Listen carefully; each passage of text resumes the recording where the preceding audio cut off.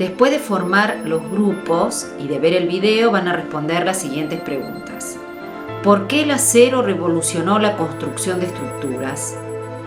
¿Para qué objetos usarían cada uno de los materiales nombrados en el video? Justifiquen su uso en función de las propiedades.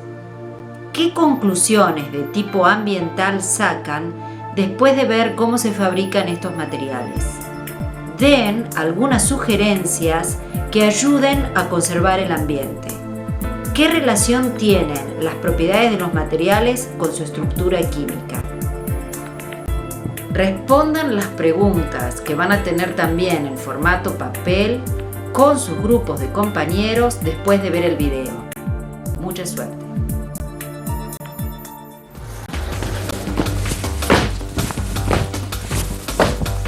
Es tan obvio y de sentido común que tal vez ni siquiera lo piensen.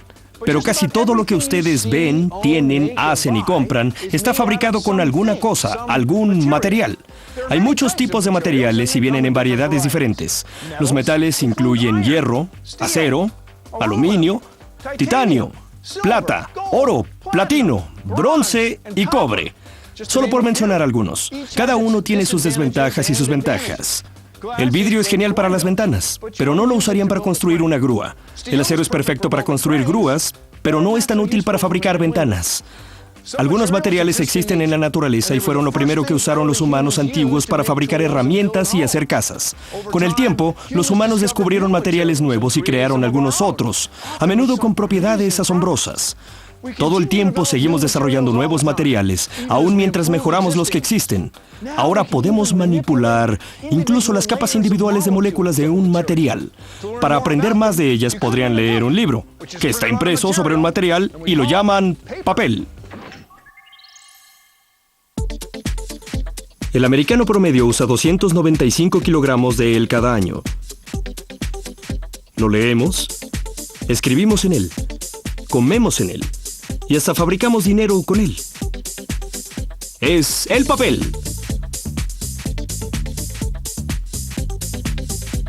La materia prima del papel común es la madera. El papel empieza como una pulpa de fibras de madera y agua.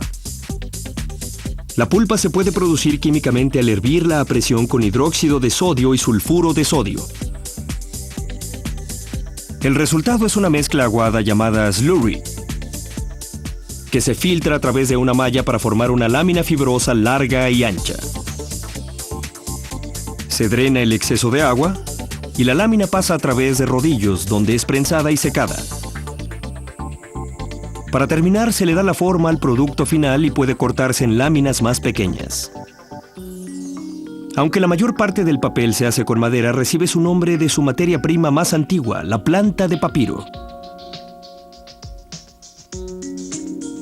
La primera noticia que tenemos del uso del papel fue en el antiguo Egipto. El papiro es una caña con un tallo de 3 metros de alto. Los egipcios cortaban en tiras la parte interna del tallo, la empapaban y acomodaban en ángulos rectos en una lámina plana.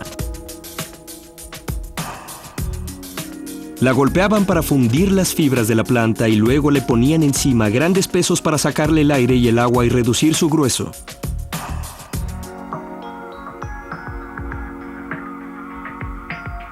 Dejaban que las láminas se secaran al aire. Los egipcios registraban en el papiro mucho de lo que sabemos hoy acerca de la construcción de las pirámides, de las tumbas y acerca de otras prácticas antiguas. En el siglo I de nuestra era, los chinos desarrollaron un proceso para fabricar un material suave y delgado ideal para escribir. Los aldeanos en China aún fabrican el papel de la manera tradicional, o sea, hoja por hoja. Los trabajadores cultivan bambú que crece en abundancia en las laderas de la montaña. Luego lo secan y lo cortan en trozos. Luego ahuman los trozos para volverlos húmedos y crujientes. Después los saturan en cal viva y los muelen para convertirlos en un caldo espeso. Una vez que se pone blanco, lo muelen de nuevo y lo convierten en una pulpa líquida perfecta para usarse como papel. Los trabajadores suspenden la pulpa en una cuba con agua, recolectan una capa delgada en una malla y luego la dejan escurrir con un elegante movimiento de barrido. Los miembros de esta familia llevan 14 generaciones fabricando papel, casi 300 años. Se necesita un largo tiempo para dominar la técnica.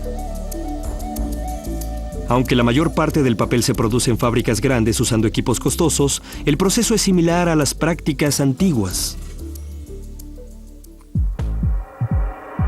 Por la gran variedad de papeles se necesitan diferentes volúmenes o densidades de pulpa y fibra de madera de diferentes largos. Comparen los pañuelos desechables con el papel para computadora, el papel para envolver con el papel tapiz, una bolsa de papel con una caja de cartón. Uno de los usos más extendidos del papel es el dinero. El papel moneda de Estados Unidos no está hecho de madera. Está hecho de una combinación del 75% de algodón y el 25% de lino. Se le agregan pequeñas fibras sintéticas rojas y azules al azar para evitar las falsificaciones. Cuando trabajan las rotativas, pueden imprimir 8,000 pliegos de papel moneda cada hora, lo que representa 256,000 billetes. El papel tiene usos ilimitados. No importa la forma que tenga, es un material que hace posibles muchas comodidades modernas.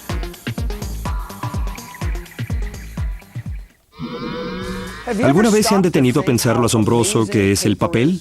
Es delgado, de poco peso y puede absorber la tinta. No es nada costoso y también es reciclable. Pero si necesitan algo más permanente, tal vez quieran considerar el concreto. No sirve para imprimir libros, pero funciona a la perfección para construir carreteras, puentes, aeropuertos y bibliotecas. Concreto. El concreto está en todas partes. En edificios, túneles, carreteras, estacionamientos, incluso en las atracciones más excéntricas. Aunque los términos concreto y cemento a veces se llegan a usar como sinónimos, en realidad el concreto es una mezcla de cemento, arena y grava, que se endurece al agregarle agua. Parece simple, pero se necesitaron siglos para que se desarrollara el concreto como lo conocemos. La primera vez que surgió una forma de concreto fue alrededor del año 2500 a.C., cuando los egipcios estaban experimentando con unir tabiques entre sí. Usaron combinaciones de fango y paja, junto con yeso y cal viva, para asegurar los tabiques de rocas de las pirámides y otras estructuras grandes.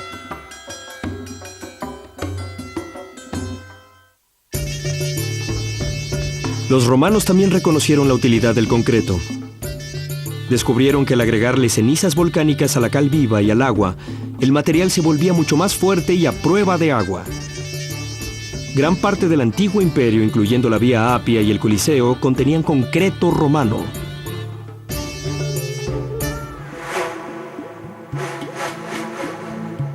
Después de la caída del Imperio Romano, la calidad del material decayó hasta que un ingeniero de nombre John Smeaton decidió utilizar la técnica romana combinando cal viva y agua. En 1756, Smeaton recibió la encomienda de reconstruir el faro Eddystone en Inglaterra, que era una tarea imposible sin un material de construcción impermeable. Calentó piedra caliza que contenía arcilla y produjo cal hidráulica que se endurecía con el agua.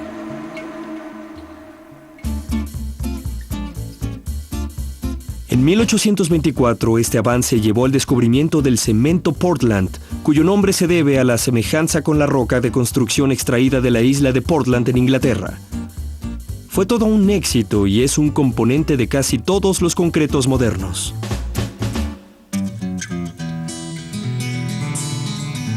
El siguiente paso fue reforzarlo con metal. El concreto mismo no es tan fuerte cuando se le aplica tensión, pero al agregarle metal se contrarresta esa debilidad. El primer concreto reforzado apareció en 1849 en la forma de una malla de hierro que se insertaba en las macetas. El concreto reforzado era versátil y se podía usar en muchas estructuras como traviesas de ferrocarril, tubos y puentes. Unos 40 años después del surgimiento de esa idea se construyó el primer puente de concreto reforzado en Estados Unidos. El puente del lago Albert en San Francisco, California, contiene vigas cuadradas de acero para soportar su arco de concreto de 20 metros. La resistencia extra del puente lo ayudó a sobrevivir al terremoto de San Francisco de 1906. Hoy en día el concreto reforzado se usa en estructuras que soportan mucho más peso que el puente del lago Albert. Un buen ejemplo es la torre del Parque Hyatt de Chicago, Illinois, con 257 metros. Enciende la bomba, Rex, enciéndela. La estructura del hotel requiere de toneladas de concreto que los trabajadores bombean entre muros móviles de acero. Kilómetros de varillas de acero de refuerzo apuntalan el concreto para hacerlo fuerte y resistente.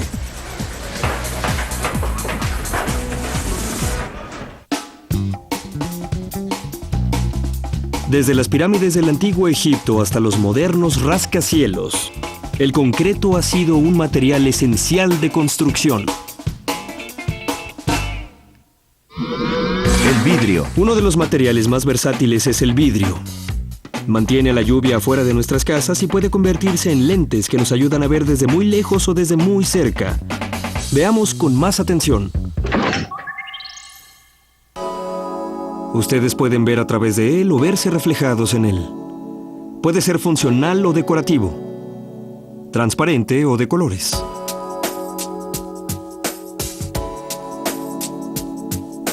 Con ustedes, el vidrio.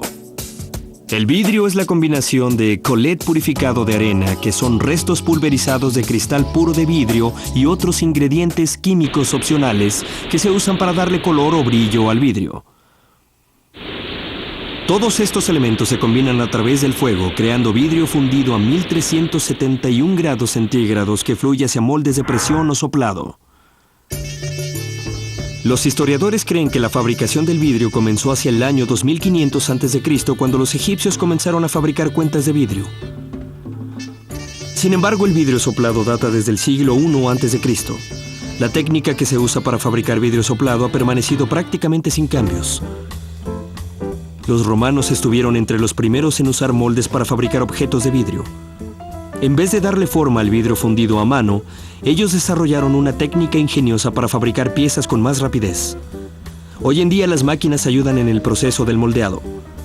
Primero se vierte el vidrio fundido en el molde. Los derrames enfriados con agua se convierten en collet, que será reutilizado. Aquí es donde es crucial el talento y la habilidad del soplado de vidrio. El vidrio fundido, ahora enfriado a 815 grados centígrados, se coloca en una caña de soplado. La caña y el vidrio son pesados, de unos 16 kilos. Un trabajador gira el vidrio para mantener su forma. Sopla cuidadosamente en la caña para crear una forma. El vidrio es recalentado para mantenerlo maleable. Después el vidrio pasa con el capataz, el maestro vidriero a cargo. El capataz esculpe y le da forma al vidrio. Después de medir y hacerle cortes finales, él termina la pieza. Los objetos de vidrio decorativos y funcionales se cortan en un torno de diamante. Después los trabajadores los pulen para restablecer el brillo natural del vidrio. A veces las piezas de vidrio se graban. Hay muchas formas de crear diseños una vez que el vidrio tiene forma. Uno de los métodos más populares se llama grabado con rueda de cobre. Los diseños se graban en el vidrio mediante discos giratorios de cobre. Finalmente, los trabajadores buscan imperfecciones en los objetos. Si no quedan satisfechos, puede ser que conserven las mejores piezas y usen las otras como collet. Ya desde el siglo I a.C., los cristales de ventanas y otras piezas planas se fabricaban haciendo girar un globo de vidrio fundido. Generalmente se producían piezas pequeñas que mostraban el punto donde se había unido la caña. En el siglo XI, los artesanos descubrieron que podrían fabricar cilindros, abrirlos, cortarlos y aplanarlos para hacer piezas planas de cristal. Hoy en día, se usa el vidrio cilíndrico con el mismo propósito. La fabricación del vidrio también es un arte. Dale Chihuly es uno de los principales artistas del vidrio del mundo. Él vive en Seattle, Washington. Chihuly se interesó en el vidrio soplado en los años 60. Viajó a la pequeña isla de Murano, Italia, donde el soplado en vidrio es un oficio popular.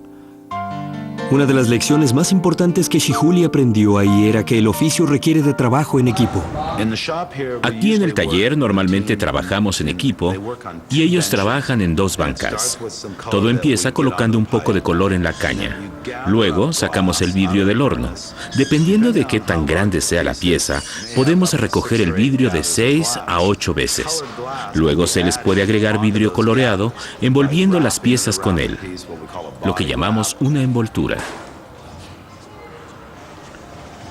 Entonces, se las entregamos al maestro vidriero y él les sopla un poco más. Finalmente, cuando él las tiene exactamente como quiere, las transfiere a una varilla sólida llamada ponti. Se ha calentado en el horno, ha sido preparado de cierto modo.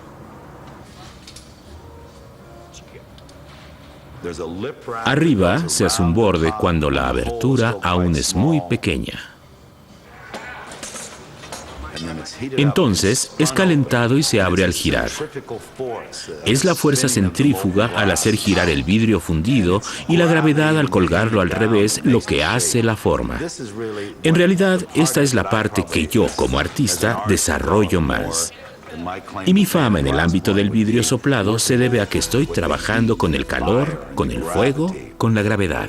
La exhibición permanente de Dale Shihuli en Tacoma, Washington, ayudó a hacer de la ciudad un centro internacional de vidrio soplado. El vidrio tiene muchas funciones y es probado, modificado y tratado para ser usado en más cosas. La inventora Catherine Blodgett creó el vidrio antirreflejante en 1938. Ella descubrió un método para aplicar películas delgadas a los lentes de las gafas para reducir el brillo y proteger los ojos. Hoy en día se usa su invento en microscopios, telescopios y lentes de cámaras. El vidrio también ha sido modificado para nuestra seguridad. El vidrio balístico puede detener el proyectil de un rifle automático. Está hecho de múltiples capas de vidrio unidas con un plástico fuerte y transparente. Las capas absorben la fuerza de la bala. Las capas de plástico mantienen intactas las capas de vidrio para que puedan detener la bala. Las capas exteriores de plástico detienen los fragmentos de vidrio. Es antiguo, pero el vidrio tiene nuevas aplicaciones en la tecnología de punta. Las fibras ópticas de vidrio son el hilo de la televisión por cable y de internet. Llevan señales digitales de luz a lo largo de grandes distancias. El vidrio en sus muchas formas está a todo nuestro alrededor. Su belleza elemental y claridad ha atraído a los humanos a través de las edades y ha inspirado a los artesanos y científicos para crear nuevas formas y usos para el disfrute de todos. El acero fue un poderoso recurso de la era industrial y es uno de los materiales de construcción más populares hoy en día. Es fuerte y relativamente ligero, dándonos la posibilidad de construir edificios más altos, vías de ferrocarril más fuertes, autos más seguros y maquinaria más durable. Vamos a ver cómo empezó todo. Acero. El acero es el tabique básico de la vida moderna. Se usa para producir edificios, autos, trenes, electrodomésticos e incluso partes del cuerpo artificiales. El acero es una aleación de hierro. Significa que el hierro ha sido mezclado con carbón y otros elementos como el níquel y el cromo para hacerlo más ligero, más fuerte y más versátil. Aleaciones similares incluyen hierro fundido, que tiene un contenido más alto de carbón, y hierro forjado, que tiene poco o nada de carbón.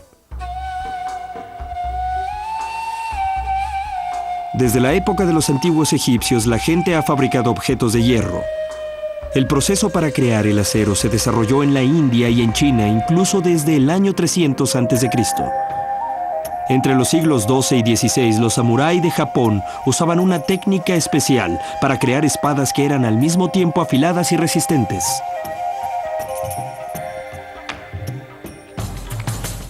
Su secreto era combinar aceros de diferentes grados de dureza. Los herreros japoneses empezaron por crear un acero de extrema dureza, controlando el contenido del carbón con martillazos. Cuando el nivel de carbón era correcto, doblaban el acero y lo martilleaban. Cada doblez duplicaba el número de capas. Ellos usaban este acero duro para el borde afilado.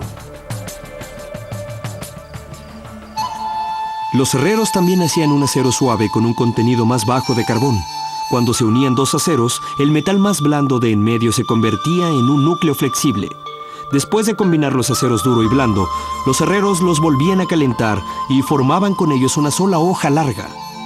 La temperatura de la hoja tenía que ser superior a los 815 grados centígrados.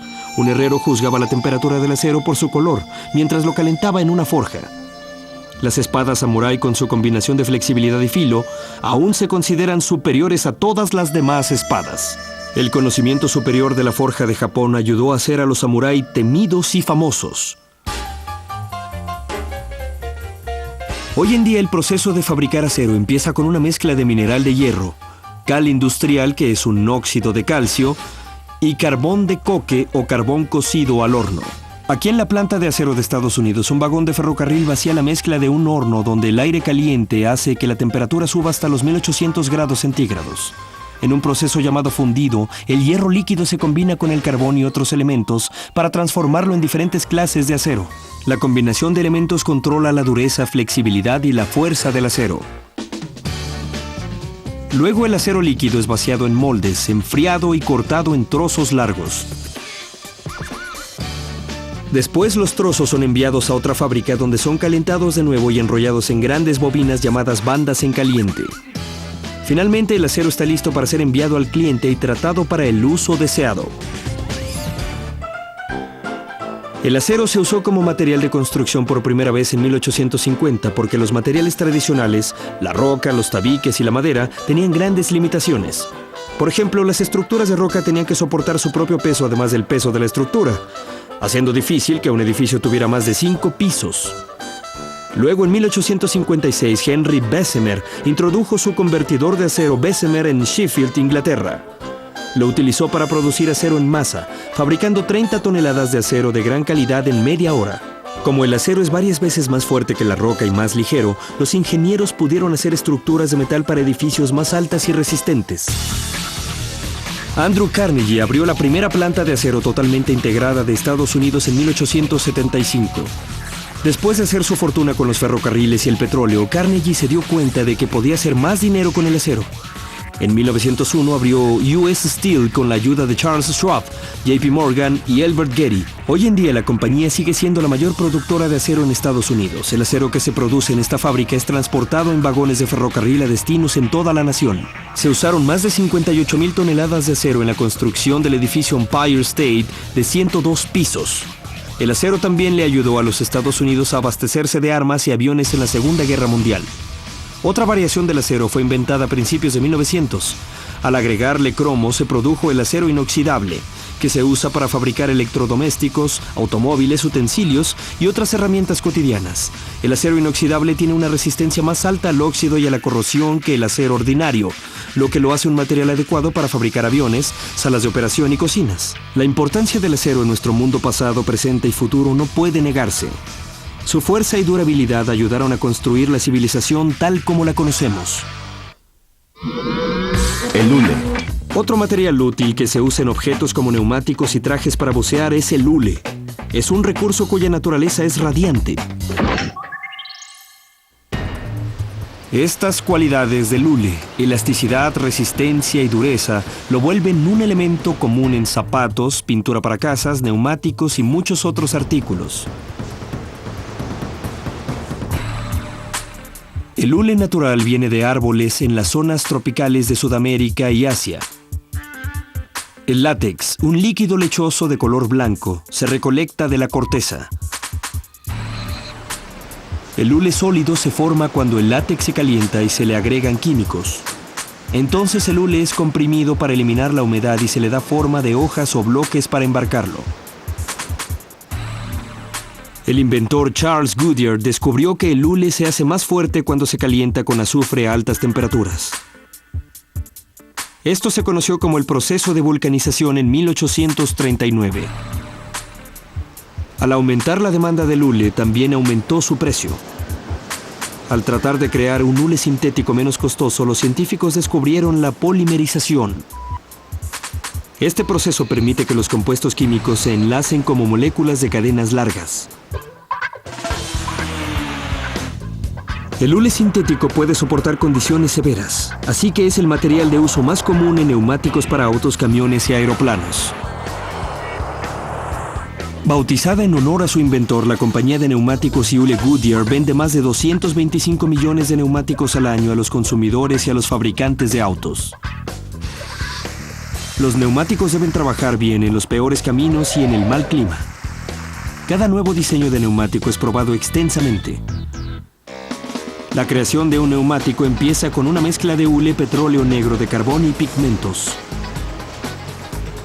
Su fuerza y durabilidad viene de revestimientos especializados, tejidos, cables de acero forrados de hule y cinturones de acero aplicados alrededor de un molde con forma de neumático llamado tambor para construcción. Estas rosquillas gigantes se llaman neumáticos verdes porque aún no están curadas. Se colocan en un molde para ponerles el dibujo. Las intensas temperaturas y presión crean un neumático duro y vulcanizado que no se derrite con el calor ni se raja con el frío, sino que constituye una cubierta flexible para contener el aire comprimido. Este tipo de rueda se llama neumático.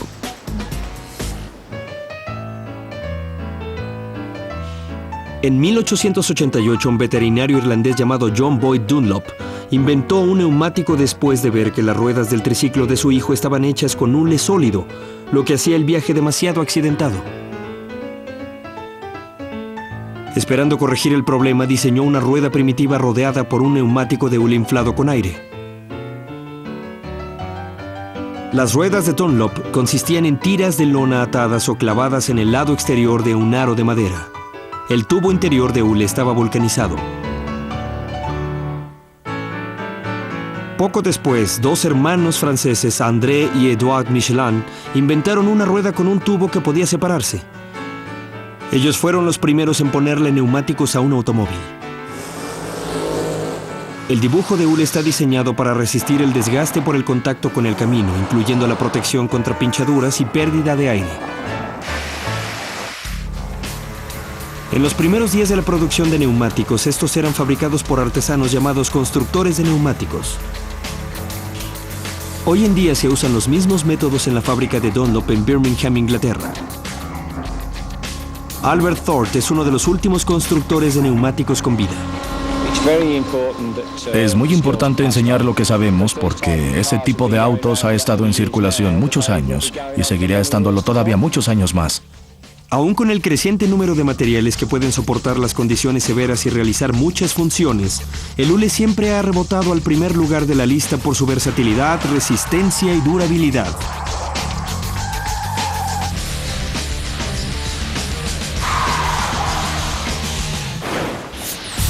Ya han recibido toda la información. Ahora les toca discutir las preguntas. Tómense un momento para hablar de lo siguiente. ¿Cómo revolucionó el acero la construcción de estructuras? ¿Por qué es importante reciclar el papel para salvar el medio ambiente? Ahora intenten esto.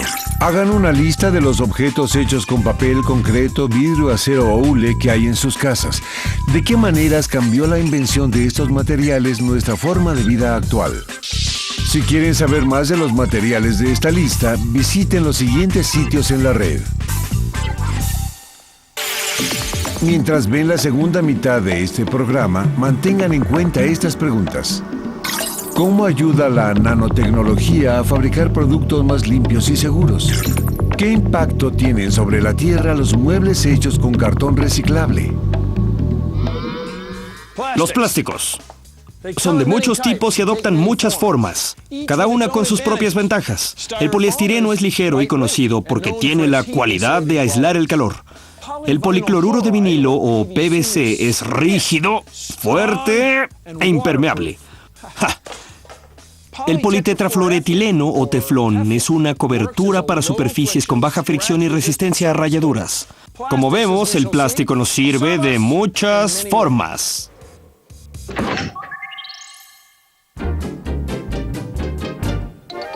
Plástico. Bienvenidos al maravilloso mundo del plástico. Lo tenemos todo. en toda forma, tamaño y color que se puedan imaginar.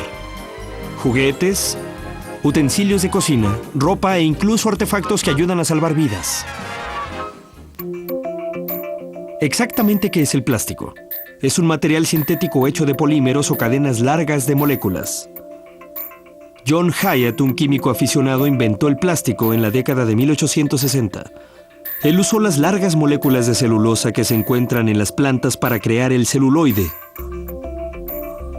Entonces, en 1909, Leo Baekeland llevó el invento un paso más allá y creó un polímero al que llamó baquelita.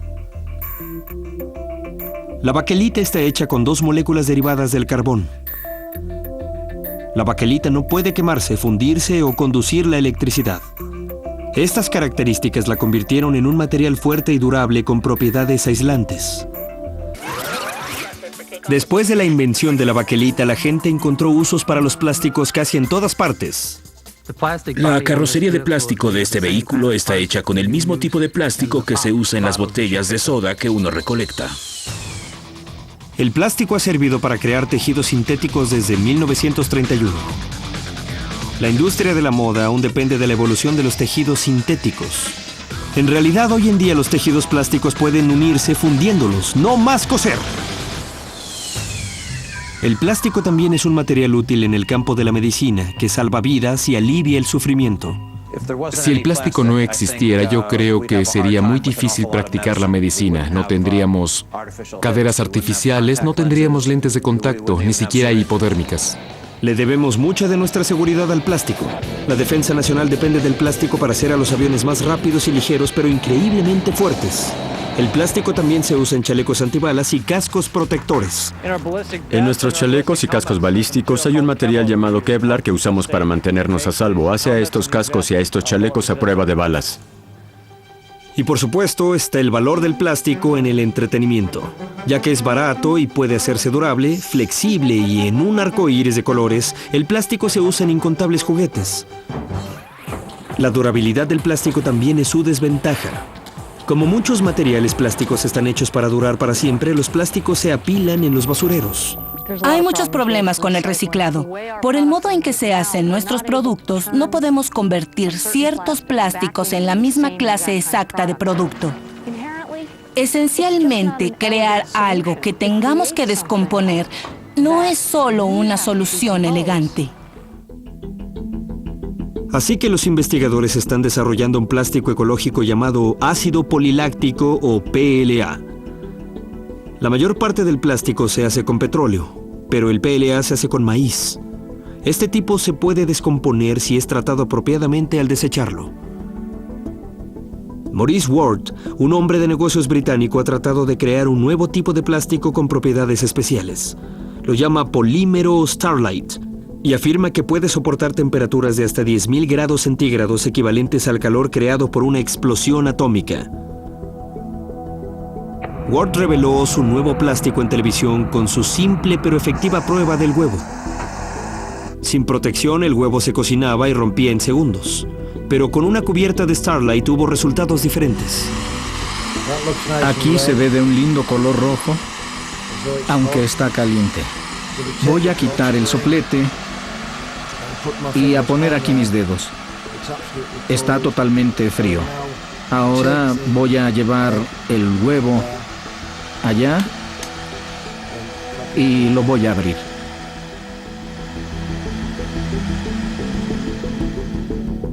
Una tragedia animó a Ward a inventar el Starlight. Después de que un avión se incendió al despegar del aeropuerto de Manchester en 1985, él asumió el compromiso de crear una nueva protección contra el fuego. Es sorprendente, pero solo tardó unos meses combinando productos para crear el polímero Starlight. El Ministerio de la Defensa de Gran Bretaña realizó nuevas pruebas y demostró que el Starlight en realidad es una buena barrera termal contra el fuego que también protege contra la radiación. Mientras que el ministerio analiza las aplicaciones militares y espaciales del Starlight, Ward está más interesado en desarrollarlo para que las familias lo usen en sus hogares. El plástico es uno de los materiales más útiles en existencia y sigue cambiando nuestra forma de trabajar, jugar, curar y comunicarnos. Nylon. Puede parecer incómodo el usar ropa de plástico. Imagínense una camisa hecha con bolsas de basura, pero algunos plásticos hilados y convertidos en fibras pueden convertirse en tejidos perfectamente adecuados. Los animales tienen piel, plumas, escamas o piel gruesa para protegerlos del medio ambiente. Pero los humanos requieren una cobertura externa adicional. Los primeros humanos usaron pieles de animales y después tejidos hechos de lana, algodón y otros materiales naturales. Pero en el siglo XX los científicos inventaron nuevas fibras artificiales. Estos materiales no vienen directamente de plantas o animales. En la década de 1930, Wallace Carothers dirigió un equipo de científicos de DuPont para crear la primera fibra completamente sintética, el nylon. El nylon es un polímero, una molécula grande con estructuras químicas repetidas que forman una cadena. Estas moléculas con forma de hilo adaptan diferentes formas. Algunos tipos de nylon pueden ser estirados y alcanzar varias veces su largo original. El desarrollo del nylon empezó en abril de 1930, cuando un asistente del equipo de Carothers produjo el polímero que podía ser estirado para convertirse en una fibra. Por desgracia, esta sustancia se fundía a una temperatura muy baja. Carothers siguió investigando y en 1935 desarrolló el nylon, que soportó bien el calor y los solventes. El nylon tuvo muchas aplicaciones inmediatas, incluyendo los paracaídas, el hilo de pescar monofilamento y, por supuesto, las medias. En las décadas siguientes, los científicos desarrollaron muchas fibras sintéticas más, incluyendo una que se usó para hacer ropa como esta. El poliéster se puso de moda en la década de 1970, pero los científicos británicos lo habían inventado en la Segunda Guerra Mundial. En esa época, el proceso de fabricación de la fórmula era demasiado complicado y costoso para ser producida en masa. A principios de 1960, Delbert Meyer, un químico de la Emeco Chemical Company, revolucionó la producción del poliéster al eliminar los pasos más largos en la purificación del ácido tereftálico, el ingrediente básico del poliéster. El proceso de Meyer se usa en más de la mitad del poliéster que se produce en el mundo. Son más de 11.800 millones de kilogramos cada año. Él recibió la Medalla Nacional de la Tecnología en 1992 por su invento. Biosfera. El nylon y el poliéster son dos de las fibras sintéticas más comunes en la ropa y otros tejidos. Stephanie Kwolek inventó una fibra que ustedes no hallarán en sus armarios a menos que tengan un chaleco antibalas.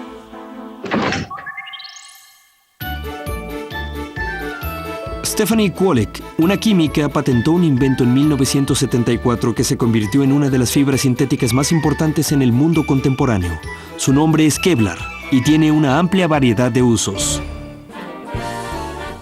Kwolek creció en New Kensington, Pensilvania, y se graduó del Instituto Carnegie de Tecnología en 1946.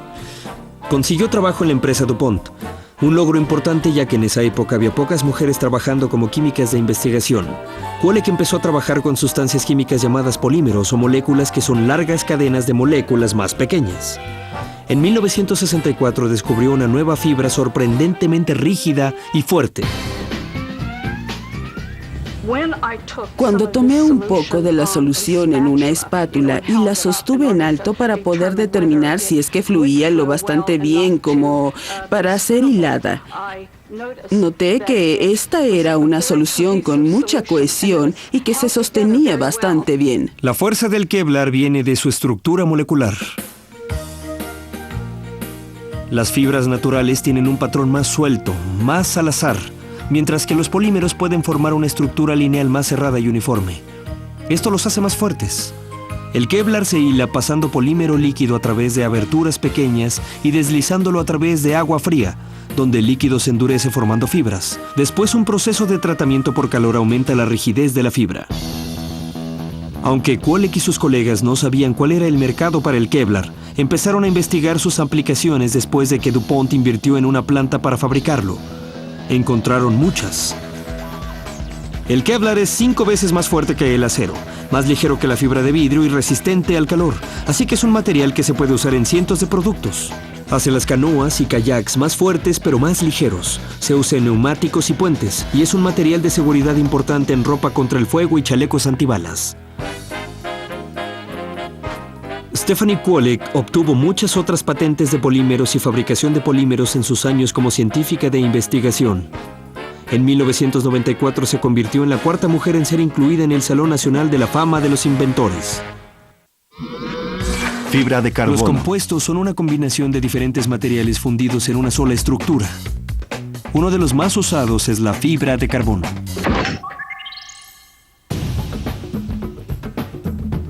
Los aviones, autos, botes y bicicletas se fabrican en parte con compuestos. Un compuesto es una combinación de materiales que es mejor que cualquiera de los materiales por sí mismo. Los materiales compuestos hechos con fibra de carbono son rígidos, ligeros y durables. Su fuerza y bajo peso los vuelve muy codiciados. En 1950 hubo una revolución en el campo de los materiales cuando el Programa Espacial de Estados Unidos aumentó su demanda de materiales ligeros y estables en el calor.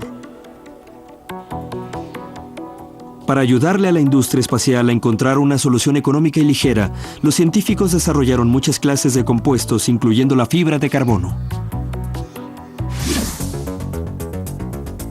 La industria automotriz empezó a experimentar con la fibra de carbono para hacer a los autos más ligeros. Mientras menos peso tenga un auto, menos combustible necesita. Menos combustible significa menos contaminación. En primer lugar, el peso es muy importante. Nuestra meta es que en el año 2020 los vehículos tengan un 40% menos de peso, lo que es un enorme desafío. En realidad tendremos que rediseñar la estructura del vehículo por completo. Un fabricante se propuso averiguar cómo podía ser reducido el peso de un auto. El resultado fue un automóvil ultraligero. El ultraligero pesa menos de 635 kilogramos, la mitad del peso del auto europeo más pequeño. Su carrocería, hecha de la misma fibra de carbono que se usa en las bicicletas de carreras, los esquís y las raquetas de tenis, pesa menos de 190 kilos. Los compuestos también ayudan a crear una revolución en la fabricación de bicicletas con fibra de carbono en el cuadro y en las ruedas. Esta es fibra de carbono. Son muchas capas de fibra de carbono acomodadas en una placa que cortamos con un sistema especial que tenemos en la mesa de cortado. Nosotros nunca quisiéramos que todas las piezas tuvieran el mismo grosor. La bicicleta sería demasiado pesada.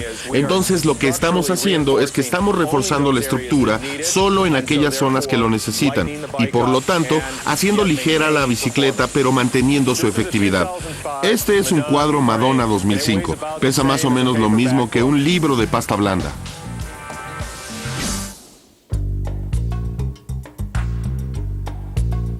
La ligereza de la fibra de carbono la hace popular también entre los dueños de yates, especialmente entre aquellos que compiten.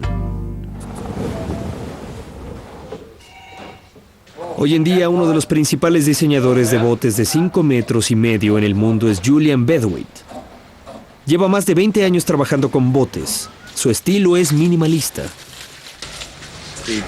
Los botes de la era pasada eran como comprar un auto y ponerle un motor más grande. Nosotros usamos el mismo motor y hacemos el auto más resbaladizo.